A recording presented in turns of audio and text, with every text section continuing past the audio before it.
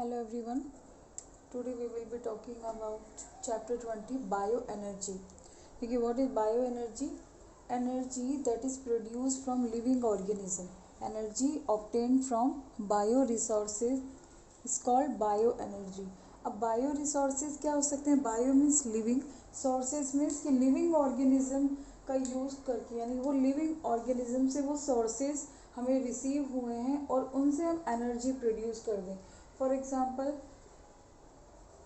कि प्लांट्स हैं, प्लांट्स का जो हम कहेंगे ट्रीज का जो वुड पार्ट है उसको बर्न करने से एनर्जी प्रोड्यूस हो सकती है, तो उसे हम क्या कहेंगे? जैसे बायो एनर्जी. इस तरह से अदर पार्ट्स हैं प्लांट के, उनको भी यूज़ करके एनर्जी प्रोड्यूस कर सकते हैं.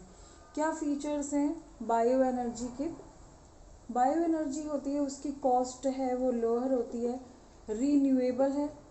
रीन्यूएबल मीन्स कि we can generate again and can be produce easily, और ये ईजिली प्रोड्यूस कर सकते हैं. And it causes less environmental pollution.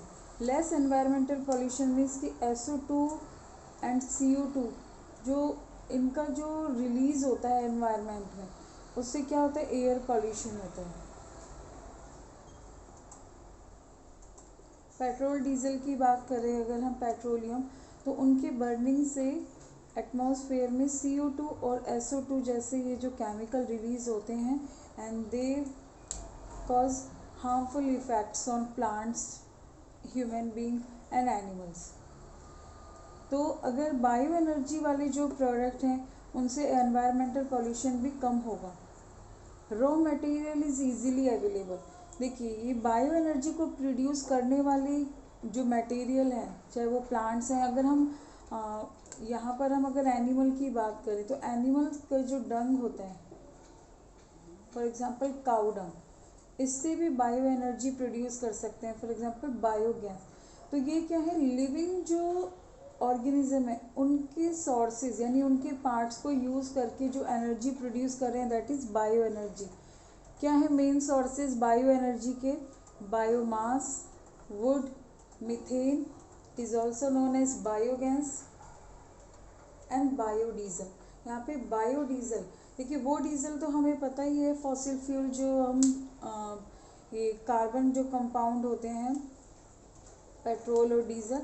लेकिन बायोडीजल क्या है कि इस तरह के प्लांट्स भी डिस्कवर हो चुके हैं जिनसे डीजल मिल सकता है, यानी पेट्रो प्लांट्स ऐसे प्लांट्स हैं जिनसे डीजल प्रिपेयर हो सकता है. तो वो भी किस कैटेगरी में है? बायो एनर्जी में. इनके बारे में ब्रीफ में पढ़ते हैं. First is biomass. कि what is biomass? Material that is formed from photosynthesis is called biomass. कि वो ऑल मटेरियल जो किससे बना है? फोटोसिंथेसिस से प्रोड्यूस हुआ है, उसे कहेंगे बायोमास. तो यहाँ पर फोटोसिंथेसिस, देखिए यहाँ पर हमें पता है कि जो टोटल सोलर एनर्जी है, टोटल सोलर एनर्जी में से प्लांट्स जो यूज़ करते हैं वो 0.2% ही है जो फोटोसिंथेसिस में यूज़ हो रहा है.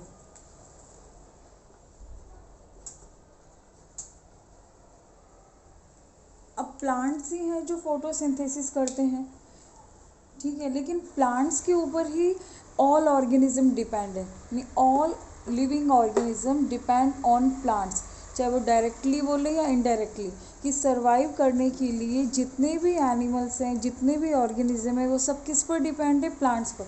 तो इनके लिए भी फोटोसिंथेसिस स्पेशल जो अफेक्ट हो गया कि अगर प्लांट्स नहीं होंगे तो इन्हें कहाँ से फूड मिलेगा जो अदर लिविंग ऑर्गेनिज्म है.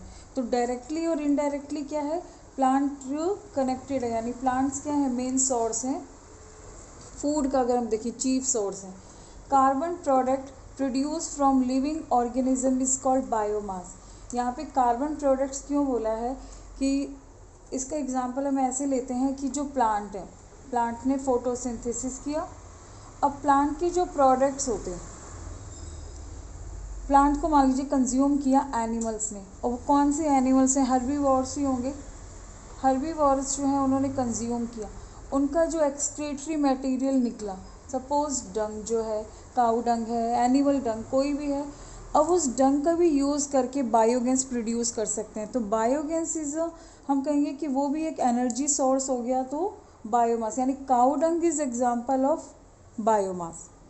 ये तो हो गया इनडायरेक्टली। डायरेक्ट बात करें तो प्लांट से वुड मिलती है, वुड को बर्न करेंगे तो भी एनर्जी प्रोड्यूस होगी, तो would is also example of biomass.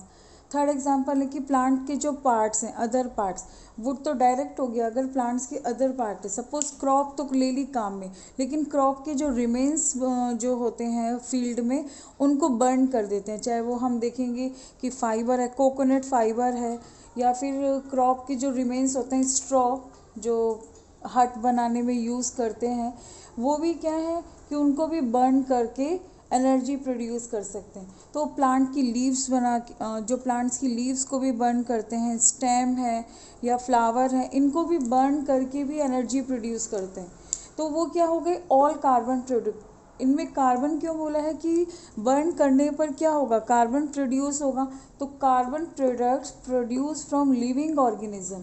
यहाँ पे लिविंग ऑर्गेनिज्म बोला है क्योंकि पेट्रोल नहीं है, पेट्रोल से भी कार्बन रिलीज होते हैं, लेकिन वो all carbon product produce from living organism is called biomass. ठीक है, जहाँ पे लिविंग वर्ड आ जाए, बायोमास आ जाए और कार्बन, तो वो क्या होगा, बायोमास। एग्जाम्पल क्या है बायोमास के, देखिए ये जो है प्लांट्स हैं, यूकैलिप्टस है, मेज है, शुगर केन है, इनमें लिग्निन और सेलुलोज प्रेजेंट होता है।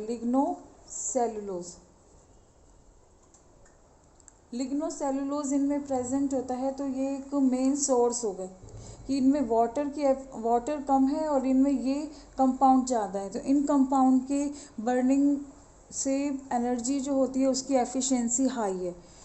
Eucalyptus, maize, sugar cane, pine tree, these are lignocellulose, जो हम कहेंगे कि इनमें कंटेंट ये हाई होता है। Water hyacinth, this is aquatic plant, और इसको भी ड्राई करके बर्न करने से भी बायो एनर्जी प्रोड्यूस हो रही है। So it is also example of biomass. Other plant products हैं जैसे मैन्योर हैं, कि कुछ ऐसे डेड प्लांट्स के जो रिमेन्स हैं उनको अगर सॉइल में डंप कर दें तो वो मैन्योर बन जाती है, और उस मैन्योर को भी हम किस में यूज़ कर लेते हैं, काऊ डंग के साथ मिक्स करके उनसे भी हम क्या बना सकते हैं कि वो जो काऊ डंग जो केक होते हैं उनको भी ड्राई करके बर्न करने से एनर्जी प्रोड्यूस हो सकती है।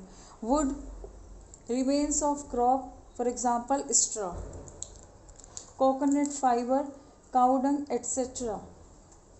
are example of biomass. Is it clear? Next हम जो मेन रिसोर्स की बात करें, सेकेंड इज वुड। कि वुड है वो मोस्ट कॉमनली यूज फ्यूल है, एंड जो पहले वाले टाइम से ही जो सबसे ज़्यादा यूज़ हो रहा था वो क्या था, वुड। 50% यानी अबाउट 50% ऑफ इंडियन पॉपुलेशन इसे यूज़ करती है वुड को for domestic use and commercial. जो कॉटेज इंडस्ट्रीज़ होती हैं उनमें भी जो वुड है एज ए फ्यूल यूज़ करते हैं। यही रीज़न है वुड का यूज़ करने का कि अबाउट 50% इंडियन पॉपुलेशन जो विलेजेस में, रूरल एरिया में यूज़ कर रहे हैं। तो ये क्या है, मेन कॉज है फॉरेस्ट कटिंग का। ये क्या है, मेन कॉज है, यानी डिफॉरेस्टेशन का मेन कॉज क्या है कि wood is used as fuel. It is also major source of environmental pollution. And CO2 and SO2 जो कंपाउंड्स हैं, ये क्या होते हैं, CO2 and acid molecule release होते हैं एयर में, and they make air polluted. It is easily available. क्यों ये ज़्यादा यूज़ होते हैं, because it is easily available and it can be regenerated and renewed. और 99% of pure would is inflammable, जो कैसी है ये, फ्लेमेबल है। अगर हम बात करें कि एक जो बेसिक रिक्वायरमेंट होती है फॉर गुड फूड, जो वुड फ्यूल की, कि एक गुड वुड फ्यूल में क्या क्या बेसिक रिक्वायरमेंट होनी चाहिए, उसको उस कैटेगरी में कैसे रखा जाए, क्या क्या पैरामीटर्स होने चाहिए। तो कोई भी जो वुड है उसकी जो कंबशन एफिशिएंसी है वो हाई होनी चाहिए, हाई कंबशन एफिशिएंसी। इसका क्या मीनिंग है कि कोई भी वुड है वो लॉन्ग टाइम के लिए एक तो जले, ऐसे नहीं कि जलकर कोयला बन रही है, नो, कि उसकी कंबशन एफिशिएंसी हाई होनी चाहिए। High calorific value at time of burning, और जब जल रही है तो जो फ्लेम बन रही है वो भी क्या होनी चाहिए, वो भी तेज होनी चाहिए, यानी कि बिल्कुल स्लो है तो उसकी कैलोरिक वैल्यू भी हाई होनी चाहिए। Do not degrade into small pieces, कि ऐसे बार बार ब्रेक नहीं हो, कंटिन्यूसली जलती जाए, तो do not degrade into small pieces.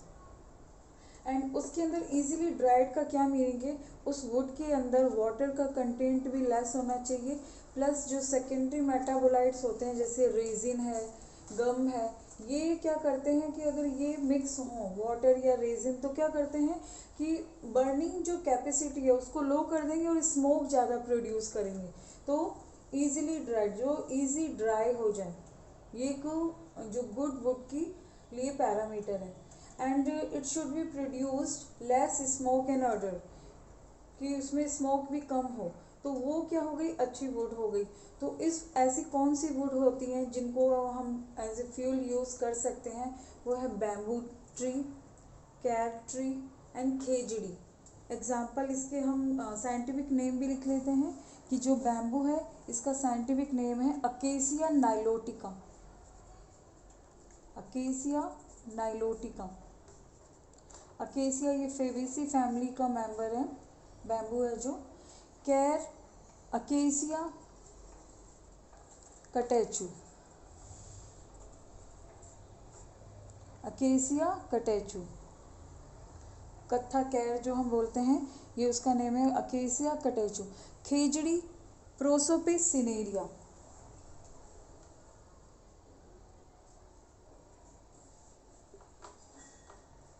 Prosopis cineraria. तीनों ही जो एग्जाम्पल हैं ये किसके हैं, फेबेसी फैमिली के हैं ये। तो आपको पता लग गया, इसमें आपको वुड का पहले ही बताना है कि वुड ज़्यादा यूज़ क्यों होती है और गुड वुड के लिए क्या क्या पैरामीटर है, क्या क्या बेसिक रिक्वायरमेंट है, एन एग्जाम्पल। इसके अलावा भी और भी एग्जाम्पल हैं जो वुड में यूज़ होते हैं, जैसे जामुन ट्री है या आम मैंगो ट्री है, ठीक है, वो भी क्या होते हैं, इनमें यूज़ कर सकते हैं एज ए वुड। अंग्रेजी बबूल है, देसी बैम्बू, बबूल जो ट्री है वो भी क्या करते हैं as a wood fuel use कर सकते हैं। Third resources is biogas, third resources is biogas. देखिए बायोगैस क्या है, biogas is a mixture of methane and other gases.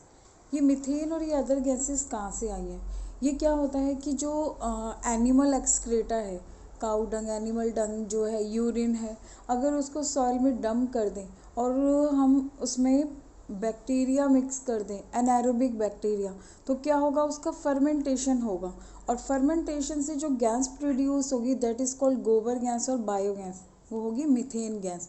और उस मीथेन गैस को बर्न करके, यानी ये जो एज ए फ्यूल यूज़ कर सकते हैं। तो क्या है, बायोगैस प्रोडक्शन कैसे होता है, fermentation of organic compounds by bacteria and gas formed is known as biogas. तो यहाँ ऑर्गेनिक कंपाउंड क्या हो सकते हैं, देखिए मेन कंपोनेंट तो है इसमें एनिमल एक्सक्रीटा, एनिमल डंग जो है, काऊ डंग है, साथ साथ ही जितने भी जो प्लांट रिमेन्स होते हैं, वो डेड पार्ट है, लीव्स है, स्टेम है, फ्लावर है, या कुछ भी कोई भी डेड प्लांट रिमेन्स उसमें मिक्स कर दो। Peels of vegetable and fruit, जो किचन से जो भी वेस्ट मटेरियल आउट हो रहा है, animal excreta, human excreta, human urine, animal urine, उसमें मिक्स कर देते हैं, तो वो क्या होगा, प्लस उसके अंदर मिक्स करते हैं एनारोबिक बैक्टीरिया जो होते हैं मिथेनोजेंस। क्या होते हैं, मिथेनोजेंस। ये मिथेनोजेंस क्या करेंगे, इस ऑर्गेनिक कंपाउंड को फर्मेंट करेंगे और जो गैस प्रोड्यूस होगी वो होगी मीथेन गैस, यही है biogas, plus CO2 plus H2S। ये गैस क्या होती हैं, एसेसरी गैस जो इसके साथ में ये प्रोड्यूस हो रही है, प्लस हाइड्रोजन गैस। तो इसका एक बार मेथड देखते हैं कि ये कैसे ये बनता है ये बायोगैस।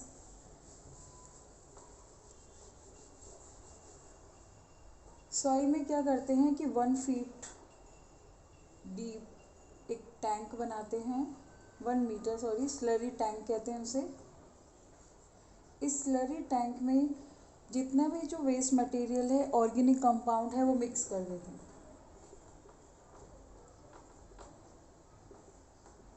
ये मिक्स कर दिया, इसलिए स्लरी बोलते हैं कि सब कुछ इसमें मिक्स कर देते हैं।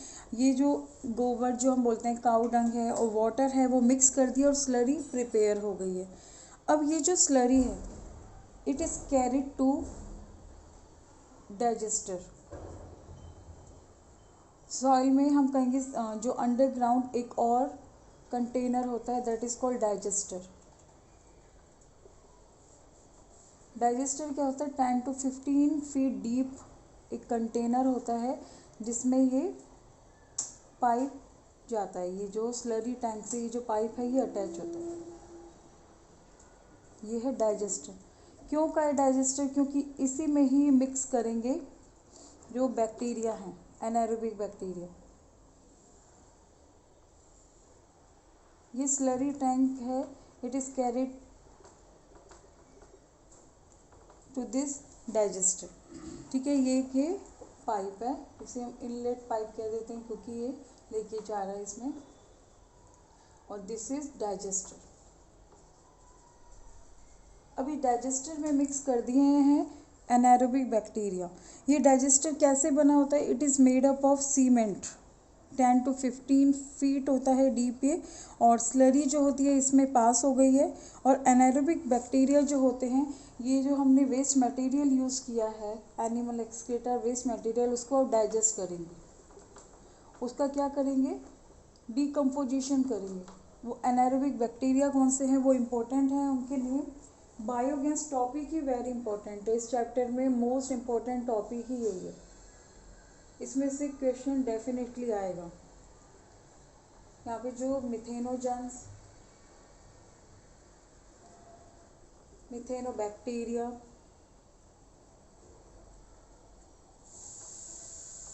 मिथेनोबैक्टीरियम, ये सब यूज़ करते हैं। अब ये कैसे bacteria, anaerobic. Anaerobic means in absence of oxygen, in absence of air ये वर्क करेंगे। तो इन एब्सेंस करेंगे तो ये जो हमने ये टैंक बनाया है डाइजेस्टर, ये कवर्ड होना चाहिए। ये कवर्ड होता है एक गैस होल्डर से। ये गैस होल्डर जो है ये फ्लोट करता है किसके ऊपर, डाइजेस्टर टैंक के ऊपर। इसे हम बोलते हैं गैस होल्डर। इस तरह से ये गैस होल्डर क्या है, देखिए ये गैस होल्डर ही है जिसमें गैस कलेक्ट होती है। अब यहाँ पे इनके डाइजेशन से जो ये पूरा हमने ऑर्गेनिक मटेरियल लिया है, इसके डाइजेशन से जो गैस प्रोड्यूस हो रही है वो कौन सी है, मीथेन। मेन गैस क्या है, मीथेन। बट इसके साथ साथ और क्या प्रोड्यूस होती है, CO2, H2S प्लस H2, ये गैस भी प्रोड्यूस होगी। बट मेन कौन सी गैस है, CH4, गोबर गैस और बायोगैस। ये गैस होल्डर होता है, ये मेटेलिक होता है और ये क्या करता है, it is like a floating cover. ठीक है, फ्लोटिंग कवर है। And this gas holder keeps on rising as the gases produce. जब ये गैसेस बनेगी तो ये क्या होगा, ये ऊपर उठता जाएगा। ये क्यों ऊपर उठ रहा है, बिकॉज ऑफ माइक्रोबियल एक्टिविटी। जैसे जैसे ये माइक्रोब्स वर्क कर रहे हैं उस ऑर्गेनिक कंपाउंड्स पर, तो इसका जो कवर है वो ऊपर उठ रहा है। और ये अब जो गैस है ये जो प्रोड्यूस हो रही है ये कहाँ पे एग्जिट होगी, ये इसका एग्जिट पॉइंट है, ये हो गई एग्जिट। ये एग्जिट होती है और सप्लाई कहाँ होती है, हाउसेज में। अब कहोगे मैम ये तो सप्लाई हो गई, चलिए गैस, तो जो रिमेनिंग पार्ट है उसका क्या यूज़ है। देखिए रिमेनिंग जो पार्ट है उसे यहाँ पर एक और एग्जिट पाइप, एक आउटलेट पाइप है जहाँ पर ये, इसे हम बोलते हैं स्लश टैंक। यहाँ पे ये जो ऑर्गेनिक कंपाउंड है उसको ड्राई करके फर्टिलाइजर प्रोड्यूस करते हैं, इसे बोलते हैं स्लज, और टैंक को कहेंगे स्लश टैंक। इसमें जितना भी ये जो मटेरियल है, ये जो स्लश टैंक है, इसको ड्राई करके एज ए फर्टिलाइज़र यूज़ करते हैं, फील्ड में यूज़ करते हैं। तो यहाँ पे हमने क्या देखा कि जो बैक्टीरिया थे वो कौन से स्पेशल बैक्टीरिया यूज़ किए, मिथेनोजन। यही बैक्टीरिया क्यों यूज़ किए, देखिए अब इसका रीज़न क्या है कि जो काउडंग होता है उसमें एक केमिकल होता है सेलुलोज। ठीक है। सेलुलोज को डाइजेस्ट करने के लिए एक बैक्टीरिया काऊ डंग में ये ऑलरेडी प्रेजेंट होते हैं, ये मिक्स नहीं करते हैं, ये काऊ डंग में स्पेशली प्रेजेंट होते हैं, मिथेनोजन एंड मिथेनोबैक्टीरियम। ये एनिमल जो होते हैं कैटल के स्टमक में प्रेजेंट होते हैं, र्यूमेन में। एनिमल जो कैटल के स्टमक को क्या कहते हैं, र्यूमेन। तो ये र्यूमेन में प्रेजेंट होते हैं। ये र्यूमेन में क्या करते हैं, ये र्यूमेन में प्रेजेंट होकर सेलुलोज को डाइजेस्ट करेंगे। तो उस काऊ डंग में प्रेजेंट था सेलुलोज, और उस सेलुलोज को डाइजेस्ट करने वाले बैक्टीरिया हैं मिथेनोजन एंड मिथेनोबैक्टीरियम। ये बैक्टीरिया हेल्प कर रहे हैं in the digestion of cellulose, और during this process methane is produce. Is it clear? तो यहाँ पे देखिए सब कुछ यूज़ हो गया कि ये जितना, एक तो सैनिटेशन हो गया है, जितना भी वेस्ट मटेरियल था वो यूज़ हो गया, उसका यूटिलाइज करके गैस भी प्रोड्यूस हो गई, और ये जो इसका वेस्ट बच रहा था उसे भी एज ए फर्टिलाइज़र यूज़ कर लिया। ये देखिए एक मिनट, ठीक है। तो ये आपको अब डायग्राम क्लियर दिख रहा होगा कि यहाँ पर ये भी यूज़ हो गया, स्लज भी एज ए फर्टिलाइज़र यूज़ हो गया, और ये गैस की सप्लाई हो गई। अब हम देखेंगे कि जो बायोगैस है वो नेचुरल गैस से कैसे डिफरेंट है, इसके क्या बेनिफिट्स हैं और क्या इसकी लिमिटेशन है। तो ये होता है कि एक तो जो बायोगैस है इससे एनवायरमेंटल पॉल्यूशन जो है वो ना के बराबर ही है, लेस है, क्लियर। और ये एक नेचुरल, हम ये कहेंगे कि ये एक ऑर्गेनिक कंपाउंड से प्रोड्यूस हुआ है। और एलपी जो नेचुरल गैस होती है वो क्या होती है, फॉसिल फ्यूल से जनरेट होती है। लेकिन इसका लिमिटेशन क्या है कि इसकी जो एफिशिएंसी होती है वो नेचुरल गैस से कम होती है। क्यों होती है? देखिए यहाँ पर एक गैस और प्रोड्यूस हो रही है, CO2। आपको पता है कि जो CO2 जो होती है वो क्या करती है, बर्निंग को कम करती है, बर्निंग एफिशिएंसी। क्योंकि कभी भी हम जब फायर एक्सटिंक्शर यूज़ करते हैं तो उसमें कौन सी गैस होती है, CO2, यानी आग को बुझाने का काम कौन करती है, CO2। यहाँ पे देखिए बर्निंग कौन कर रही है, मिथेन, लेकिन उसको बुझाने का काम, यानी इससे इसकी एफिशिएंसी कम हो जाती है, CO2 साथ में बन रही है। तो ये जो सबसे पहले जो बायोगैस प्लांट है ये लगा था इटावा में, यूपी में एक डिस्ट्रिक्ट है, वहाँ इसे प्रोड्यूस किया था फर्स्ट टाइम। बट अब साइंटिस्ट अब ये भी रिसर्च कर रहे हैं कि ये CO2 का जो है फॉर्मेशन कम से कम कैसे किया जाए जिससे ये मिथेन गैस की एफिशिएंसी हाई हो जाए, इसकी बर्निंग कैपेसिटी भी हाई हो जाए, कैलोरिक वैल्यू हाई हो जाए, और एफिशिएंसी भी हाई हो जाए। वो कब होगा, जब इस CO2 का जो कंसंट्रेशन कम होगा। अभी तो 31% तो इसमें ये बनती है, और रिमेनिंग हम ये कहेंगे कि हम ये 69% समथिंग ये बनती है। और जो H2S और H2 तो बनेंगे क्योंकि इतने सारे हमने ऑर्गेनिक कंपाउंड्स लिए हैं, क्लियर है। तो इसके क्या क्या फ़ायदे हैं, देखिए इसके क्या क्या हैं कि इसकी जो लेस ये एनवायरमेंटल पॉल्यूशन फैला रही है, और ये विलेजेस में इजीली अवेलेबल होती है, इसके लिए रॉ मटेरियल भी इजीली अवेलेबल है, इसके सेटअप के लिए भी हाई जो कॉस्ट रिक्वायर नहीं है, क्लियर। तो आगे जाके ये एक गुड सोर्स ऑफ फ्यूल बनेगा, यानी बायो एनर्जी का एक मेन एक इसमें रिसर्च बाकी है, और ये एक अच्छा सोर्स है क्योंकि ये पॉल्यूशन नहीं कर रहा है। Fourth is biodiesel. Biodiesel, diesel which obtain from plants, that is called biodiesel. Plant के कौन से पार्ट है, देखिए प्लांट की सीड्स हैं, उनसे ये उस ऑयल का अगर एस्टरिफिकेशन कर दें तो एक लिक्विड प्रोड्यूस होता है, दैट इज़ कॉल्ड डीजल। तो वो डीजल किससे मिला है, प्लांट प्रोडक्ट से मिला है, तो इसे हम कहेंगे बायोडीजल। वो केमिकल कौन सा होता है जो प्रोड्यूस हुआ है प्लांट में, वो है फैटी एसिड मिथाइल एस्टर। ये क्या है, फैटी एसिड के एस्टरिफिकेशन से प्रोड्यूस हुआ है, जिसे हम फेम भी कहेंगे, FAME, ये केमिकल। ये प्लांट्स में क्या होते हैं, देखिए प्लांट्स में शुगर प्रेजेंट होती है, लिपिड प्रेजेंट होती है, अदर हाइड्रोकार्बन जो प्रेजेंट है, उसकी वजह से ये लिक्विड प्रोड्यूस हुआ है। और ये बायोडीज़ल जो है, इसमें अब रिसर्च इसमें भी चल रही है कि ये जो डीज़ल है वो उसे कैसे और जो हाई एफिशिएंट बनाए। ये पॉल्यूशन फ्री है, रीन्यूएबल है। कौन कौन से प्लांट्स हैं जिनसे ये बना सकते हैं, देखिए जेट्रोफा सुना होगा आपने, Madhuca indica, Pongamia, pinnata and Ricinus communis. इन प्लांट्स में इसके अलावा ग्राउंडनट, मस्टर्ड, सोयाबीन, इनके सीड्स में भी फैटी एसिड प्रेजेंट होता है। अगर उसका एसिडिफिकेशन कर दें तो वो जो वेजिटेबल ऑयल बनेगा, वो वेजिटेबल ऑयल जो होगा उसका भी यूज़ करके एसिडिफिकेशन करके बायोडीज़ल बनाते हैं। रुडोल्फ जो डीजल नेम के साइंटिस्ट थे, जिन्होंने 1895 में ये एक ऐसा इंजन प्रोड्यूस किया जिसमें उन्होंने सिर्फ बायोडीज़ल यूज़ किया। क्लियर। तो यहाँ पे हमने 4 रिसोर्सेज पढ़ लिए, would, biomass, biogas and biodiesel. Thank you.